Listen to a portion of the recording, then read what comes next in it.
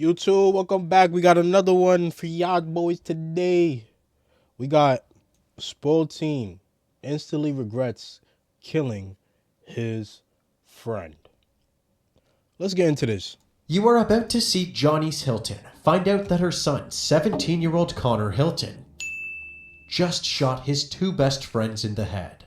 I'm going to talk to you something that's going to be very hard to talk about. Okay. And I have your son in the back seat of the patrol car because he's indicated to us that he took two people's lives today in your house. I cannot Yeah. believe this. No, This is you know. insanity. Nah, shooting two of your best friends and then But the details of this tragedy only get wilder. While Connor unloaded his weapon on two of his friends, a third friend heard everything after locking himself in the bathroom about 5 feet away. Hello, who's in here? Open the door. Look at your hands. It's just me. I'm in crutches. After making sure the surviving friend wasn't hiding any weapons, the officers escorted him.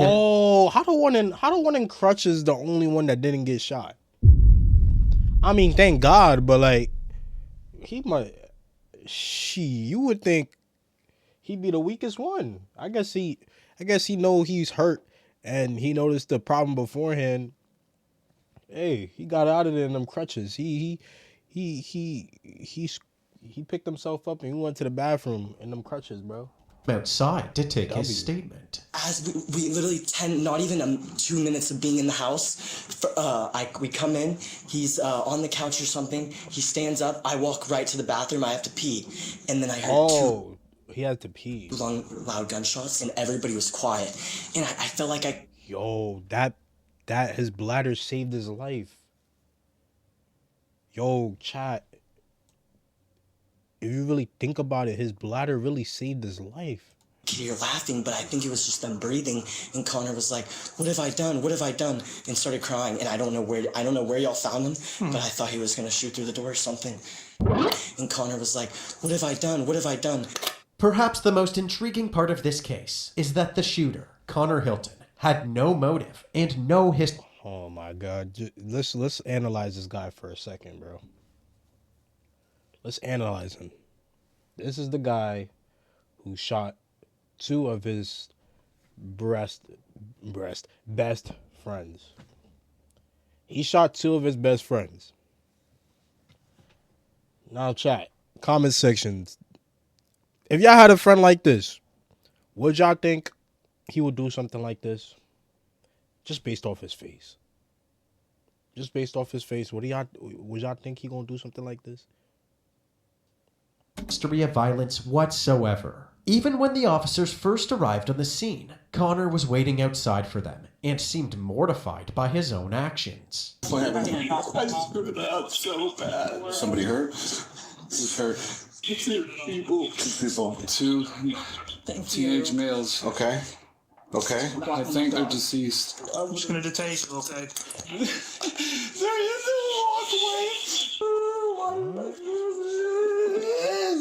Where's the gun at, bud? I really have no clue. I need to be put in the mental hospital. Dear God, I'm going to hell. As Connor waited at the cruiser by himself, How you just pray to God and then say you going to hell? How that make sense, boy? How that make boy sounded crazy, mouthful. How that sound, gang? I did not mean to call him boy. I don't know why that just came out. But how did that make sense? How you gonna pray to God and then say you going to hell? it was obvious that he felt remorseful. But as soon as the officer got into the car with him, his tone suddenly changed. Where am I being transported to? Friendly. I know this isn't a time to be bringing this up, but are you having a good Christmas, officer? After just a few minutes, he started to talk about the shooting, only to claim that he opened fire out of self-defense. We got Self-defense. into an argument. Ethan tried to come at me.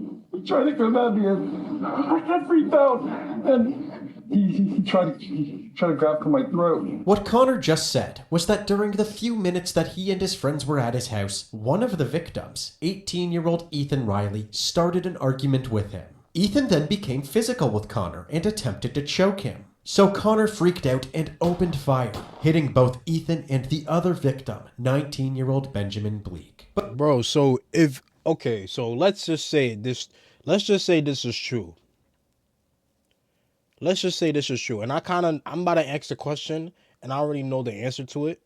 But if you guys got into a so-called argument, right? And he was putting his hands on you in your own home and you was protecting yourself, why shoot your other friend? And my answer to my question that I was thinking is that, oh, he doesn't want any witnesses. He doesn't want any.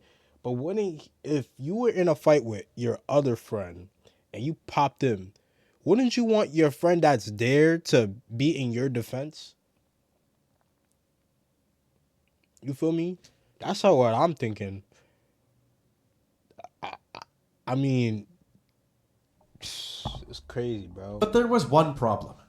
This story didn't align with the evidence at all. Not only were there no signs of a struggle, but the witness who called 911 didn't see or hear any arguments break out. This seemed like a desperate attempt from Connor to justify his actions. When Connor arrived at the police station, one of the detectives was already there ready to swab Connor's hands for evidence. Hey man, how are you? I'm doing good, everything. Okay. I'm not gonna lie. You know my thing, I'm sitting here.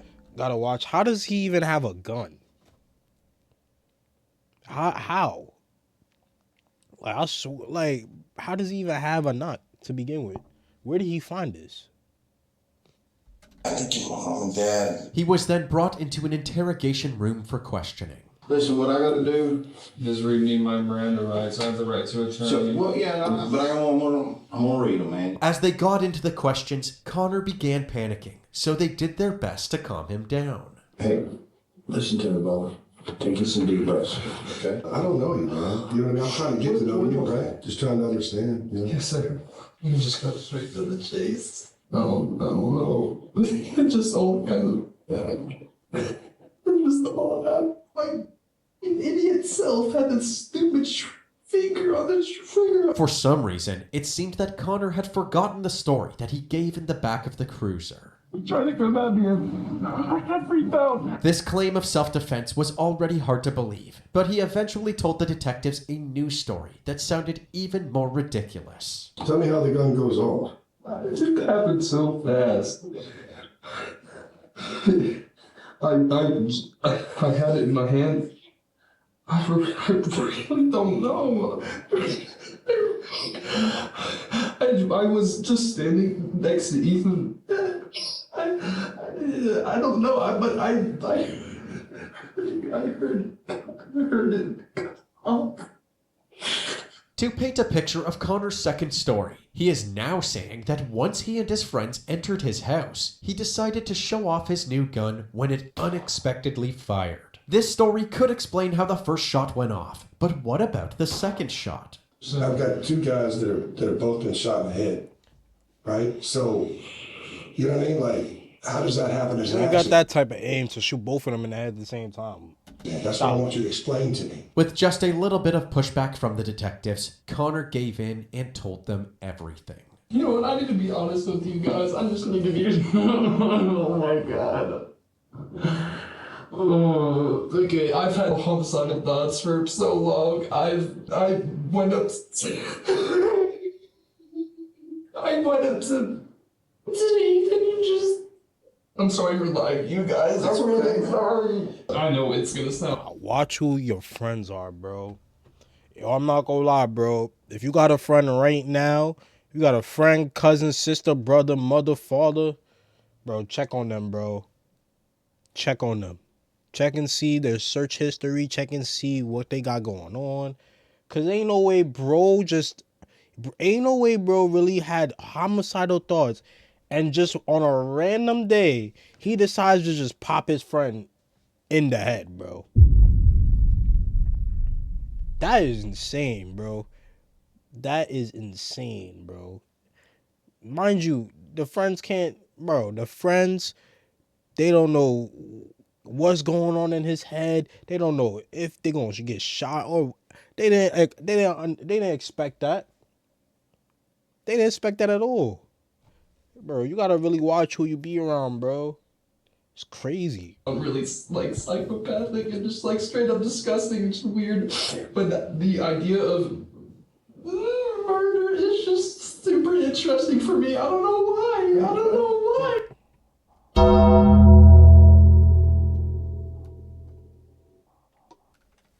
What did he just say? Just like straight up disgusting and just weird. But the idea of murder is just super interesting for me. I don't know.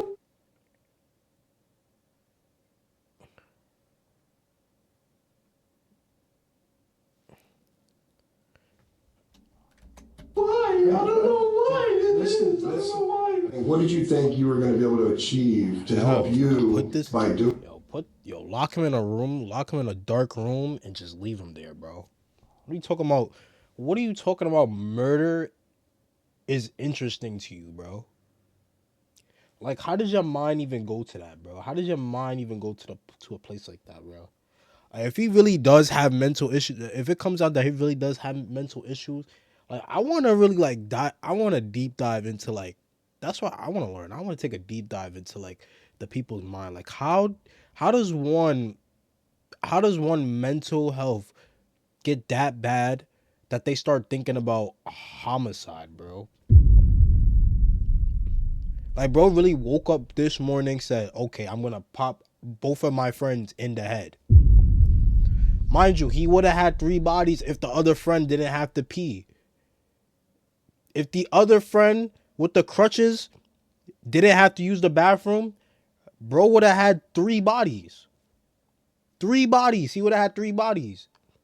But luckily, bro's bladder saved his life. Doing this tonight? Was it something you felt you had to do to be able to get this pressure off of you? Yes, you said it right there. Those are the exact words. As far as Connor could tell, there was no rhyme or reason for his urge to commit murder. That being said, the detectives wondered why he didn't try to kill his third friend, the one who was in the bathroom during the shooting. I think he closed the bathroom door, and I thought it was risky to either shoot through the door or go, because he locked the door. Okay. And I'm really glad. I'm so glad that he closed the door and I didn't kill him. I'm so evil. I convinced my mom to buy that gun for me, so... Lock the mom up too, bro. Lock the mom up. If the mom brought him the gun, because he already lied to them. If the mom bought him the gun and he's not lying about that, lock the mom up too, bro. I can shoot somebody. Lock the mom up too, bro. Cause at the start of the video, she was acting like, oh my God, my son, how can you do this? If you bought the gun for your son, why is your son asking you for a gun? If it comes to find out that she bought it for him, lock her up too, bro. Oh, this feels so much better.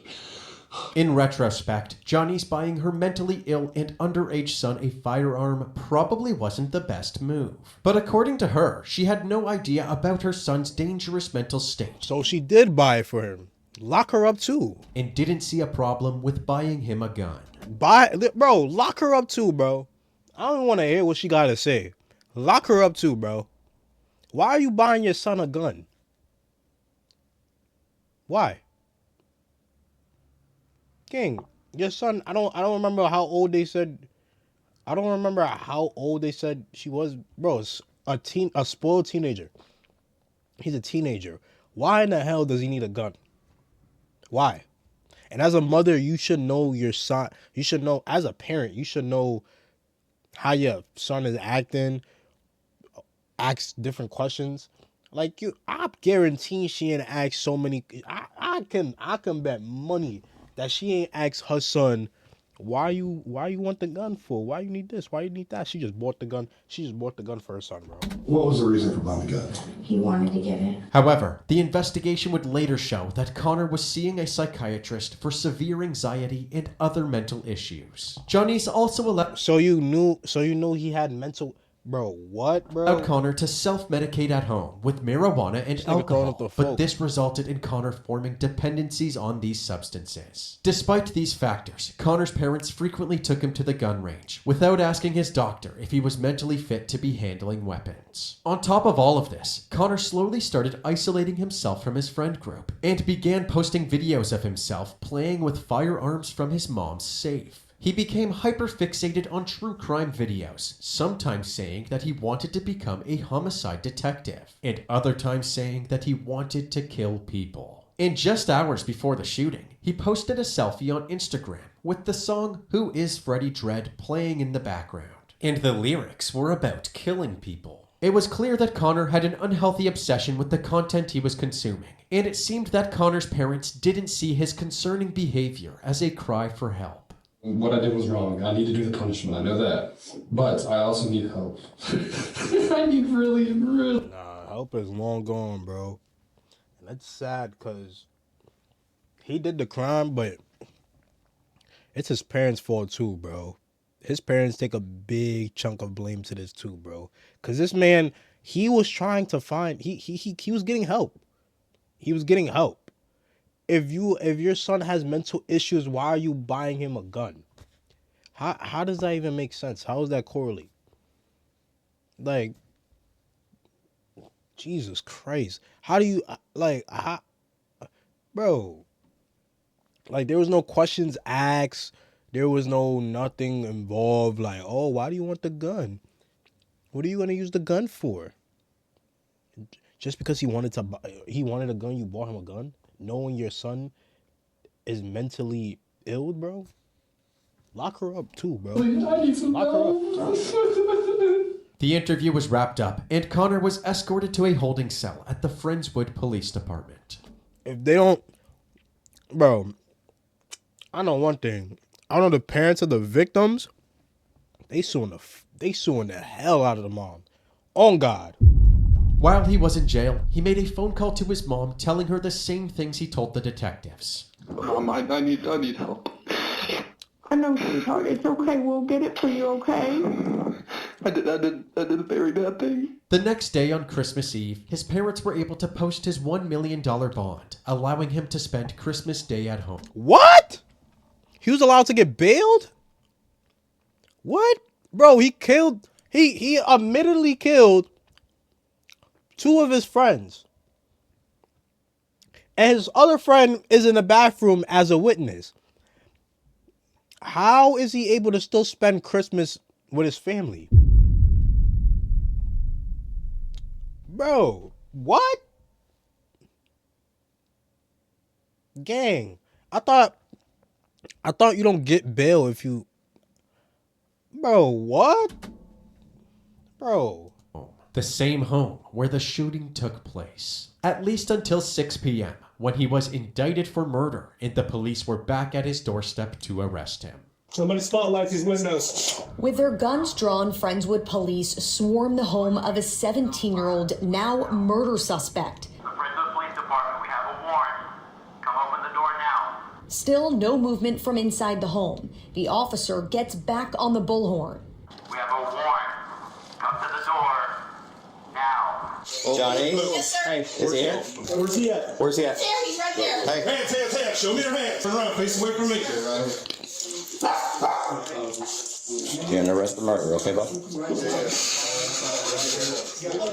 on. Okay, so that. May I give him a hug? Sure. No hug? No, Connor. go. Connor, let's go. No hug? Hey, we love you, Connor. Connor, we're working on it, okay?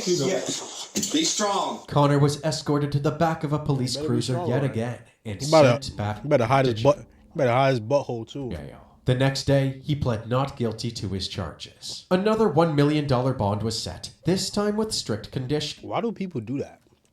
And he got bonded. What? Guilty to his charges. Another $1 million bond was set. This. Oh, bro. I mean, it's $1 million. getting $1 million, but how the hell did he get another bond? This time with strict conditions, including 24-hour house arrest, a GPS monitor, surrendering his passport, no social media access, and no contact with the victims' families. Are you Connor's parents? No, ma'am. Are you family members? We are. Any comment about these new charges? I don't know anything about any new charges. He was charged with murder. Okay, yeah. Any comment on that? That's not me. No comment. No, ma'am. What about his $1 million bond? Do family members plan to bail him out this time? No information on that, ma'am. Once again, his family posted his bond within days, and he remained at home with his mom while awaiting his trial. I've met with What the hell? They were able to bomb him out? him on multiple occasions, and he comes across as a very remorseful, we'll say, very, very remorseful young man who is just kind of one of your typical 17-year-old high school students. So it was very shocking. We are just now getting the evidence in the case. It really does, in my opinion, support the idea that this was a very, very serious mental health episode that caused this. While Connor's defense team started preparing for trial, his peers at Friendswood High School were still processing this tragic event. You see it everywhere on social media, on news articles, everyone's talking about it. Senior Alex Liaviondo says he knew victim Ethan Riley for years. This is a photo of the 18-year-old from a GoFundMe page set up to help pay for funeral expenses. I have him in my English class and I'm just going to look around. It's just going to be an empty seat. I don't think I'm ready for that. Friendswood police say Riley was fatally shot last Saturday by 17-year-old Connor Hilton at his family's home here on LaSalle Street. It's very tragic. On August 25th, 2025, a hearing was held to decide whether or not the defense could introduce... Hey, my boy got big. 25th, 2025, a hearing was held to decide whether or My boy gained some weight. not the defense could introduce a certain witness during the trial, Dr. Doug Bremner. Dr. Bremner is a professor of psychiatry and radiology at Emory University School of Medicine. His professional opinion was that at the time of the murder, Connor was in a state of psychosis due to his acne treatment.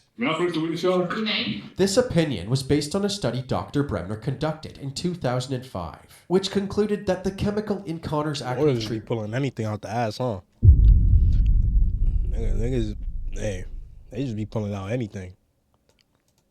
had major effects on the human brain. There's the brain on the left before treatment, and then after 3 months of treatment, you can see there's a visible decrease in function in the upper part of the brain. Why is that important to what we've been talking about? Because we know that that part of the brain is involved in depression and also impulsivity. Even right on the packaging, it mentions a possibility of psychosis and violent behavior. Apparently, Connor had used this treatment in the past, long before the shooting, but had to stop because it was affecting him emotionally. However, in January of 2023, 1 year before the shooting, he started using it again. The defense claimed that this was the start of his concerning behavior, and over time, the homicidal thoughts slowly set in.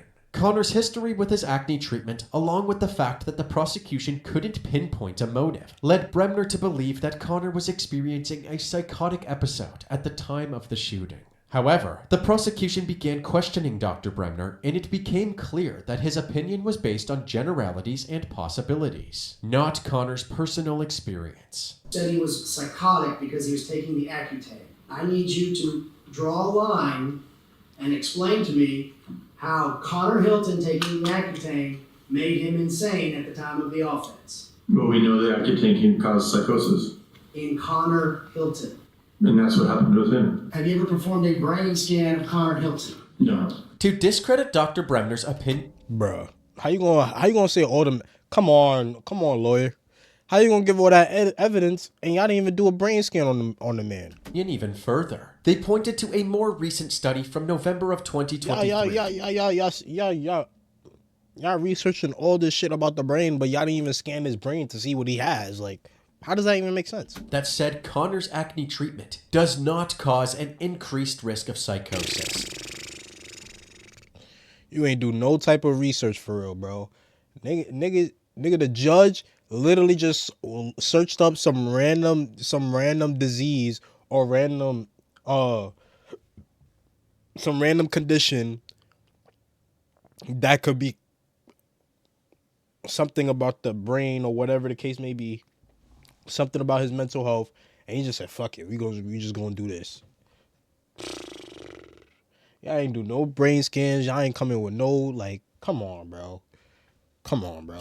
They believed that Connor's state of mind was crystal clear based on his general wherewithal when the authorities arrived at the scene, and his ability to tell right from wrong. Dear God, I'm going to hell. It's so evil. It was up to the judge to decide what Dr. Bremner's role would be in Connor's trial. It was determined that Dr. Bremner was allowed to testify for the defense, but only during the penalty phase, which would only take place if Connor is found guilty. Basically, the judge has ruled that it's not admissible to determine whether or not Connor is guilty, but it should be admissible in terms of mitigation. Mitigation meaning trying to lower the punishment that the jury gives him potentially if he's found guilty in the case. While we respectfully disagree with the judge, she gave us a good hearing. She listened to the evidence and she formed her opinion, and we respect that. Connor's trial was just weeks away at this point, and without an expert witness to support their claims, there was a high chance that he would be found guilty and potentially spend the rest of his life in prison. So just days later, Connor decided to take a plea deal. How do you plead to each of these charges? Guilty. The deal was that if Connor pled guilty to murder, he would only serve 50 years in prison, and he would be eligible for parole in just 25 years. The motivating factor above all was Connor. Connor wanted to plead guilty at that point. He didn't want families to have to come down here and testify and go through everything that they would have to go. He did motivate, and he would be eligible for parole in just 25. Oh no, he was getting 5 counts of 99 years in prison. Holy shit. That nigga would have been spending, that nigga would have been doing 5. That nigga would have died in jail, came back to life, and died 4 more times. 5 years. The motivating factor above all was Connor. Connor wanted to plead guilty at that point. He didn't want families to have to come down here and testify and go through everything that they would have to go through in a trial, so that the families involved was eligible for parole. Parole in 25 years. And I mean, it does show that he's remorseful, so he's probably going to get out 25 years. He's probably going to be like 30, 40 something. I don't think he's doing a full 50 years. In just 25 years. The motivating factor above all was Connor. Connor wanted to plead guilty at that point. He might get He parole. didn't want He might get families parole to have to come down here because and he don't seem like a cold-blooded killer, bro. He don't seem like that. He genuinely probably had mental issues going on, which caused him to shoot his friends or do whatever the case may be. But I'm not gonna lie, the parents, his mother definitely deserves some jail time too. Cause why would you buy your mental ill son a gun? Out of all the things you could have got him, why would you buy him a gun?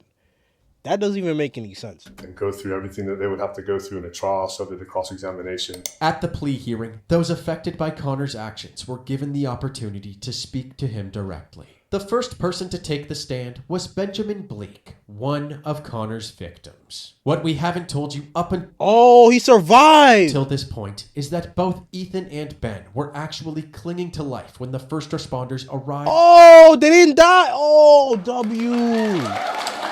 Oh, they didn't. They survived. At Connor's house. They were rushed to the nearest ER, and although Ethan had ultimately succumbed to his gunshot wound, Ben made a miraculous oh my God. Okay, so he damn. R.I.P. to what's his name? To life when the first Ethan. Damn. R.I.P. to Ethan, bro. Responders. Good shit, Ben. Arrived at Connor's house. They were rushed to the nearest ER, and although Ethan had ultimately succumbed to his gunshot wound, Ben made a miraculous. And although Ethan had ultimately is that a snake on his neck? Succumbed to his gunshot wound, Ben made a miraculous recovery. Damn. He was paralyzed on the right side of his body, so he spent over a month in physiotherapy, regaining his motor skills and physical strength. Eventually, he was able to walk, talk, and eat. But his memory from the night of the shooting never came back. He learned about the shooting and Ethan's death when he saw an online news article about it on his mom's phone. In Ben's own words, he was furious. First of all, stop sniveling, stop crying. You did this to yourself. And secondly, the grief you have caused the Rileys and my own family, I will never forgive you. After Ben's statement, his mom, Shannon Bleak, who was with Ben every step of the way throughout his recovery, got on the stand and scolded Connor's mom. We are all living this nightmare because a mother chose not to tell her son no when he asked her to buy a gun. W mom. W mom. W mom. W mom. The mom should be in an orange suit too, bro. The mom should be in an orange suit too. No BS. I'ma keep saying it, bro. You allowed your mentally ill son to have a gun. How dumb can you be? How dumb can you be? Let's really think about it, bro. You allowed, your son may have did the crime, but you were the mastermind. You were the mastermind. No BS. You were the mastermind. Shame on you. Facts. Ethan's father also said his piece, reflecting on the wonderful person his son was. I sit here with so much love in my heart for my son, Ethan Matthew Wright. He's a beautiful soul full of love and light. You could see that light in his eyes. A light that will continue to overcome the darkness of your evil thoughts and actions. I'm going to close with the words that I shared at Ethan's funeral. To our son and brother, Ethan Matthews Riley, there are no words to express how much we love you. You are and always will be our beautiful son and brother and the love of our lives. Our love and admiration for the person you are is immeasurable, beyond words. So until the time we can wrap our arms tightly around you, kissing your beautiful face, we will continue to hold you firmly in our hearts, wherever this earthly journey takes us. Connor was sentenced to 50 years in prison for murder and aggravated assault, causing serious bodily harm. But this story doesn't end there. After Connor's sentencing, Ethan Riley's parents filed a civil suit against Janice Hilton and won. A jury determined that Janice was negligent for buying Connor marijuana. Bro, are you fucking serious? After Connor's sentencing, causing serious bodily harm. But this story doesn't end there. After Connor's sentencing, Ethan Riley's parents filed a civil suit against Janice Ethan Hilton and won. A jury determined that Janice... Bro, I was about to say, I thought it was the shooter. I thought it was the shooter's mom trying to sue the victim's family. I was finna say, what the fuck are you suing for? I was about to say, good W, bro. W, they won that case. W. Bro, cause I'm like, dang, that was a clear case too. That was a clear win case too. Cause fuck the money. I think the mom should be in jail too. Honestly, I think the mom should be in jail too. Let her rot in there for a few years too. I think she should be in there. This was negligent for buying Connor marijuana, hosting gatherings where... And you bought him marijuana too? Jesus Christ. Alcohol was present for Connor and his friends, and purchasing a handgun for him, failing to recognize that he posed a potential danger to others. Although Janice explicitly told the detectives that she had bought the handgun for Connor during her interview. What was the reason for buying the gun? He wanted to get it. She changed her story completely during her civil suit. Apparently, when she watched that part of her interview, she had no memory of it, and she claimed that she had actually bought the gun for herself, not for Connor. However, text messages exchanged between Connor and Janice showed that Connor had told her to buy the specific gun he wanted. Holy shit, bro. Like, at least if you're gonna lie, be a good one. Cause what the hell? Get that revolver, done. Bro, if this isn't 4 freaking K, bro, I don't know what is, bro. If this is the actual message, if this isn't 4K, then I don't know what is, gang. Ultimately, Ethan Riley's parents were awarded $60 million. Damn! Damn! But it is uncertain how much of that money the Rileys will be able to collect from Johnny's. Shortly after this decision, Johnny's Hilton sold her house and moved out of Friendswood. Golly, she had to sell the whole crib. As for Connor, he currently resides at the George Beto unit in Tennessee Colony, Texas, and will be eligible for parole in the year 2050. Damn. God damn, 2050? 2050 is 24 years from now. Golly. Sheesh. W freaking video. W video. Remember, y'all, watch who y'all hang around with, bro. Because not everybody that you call your friend, that you call your man, that you call your muddy, your bro, your broski, your homegirl, your homeboy, they are not your friends. Really watch who you call your friends. I'm going to see y'all in the next one.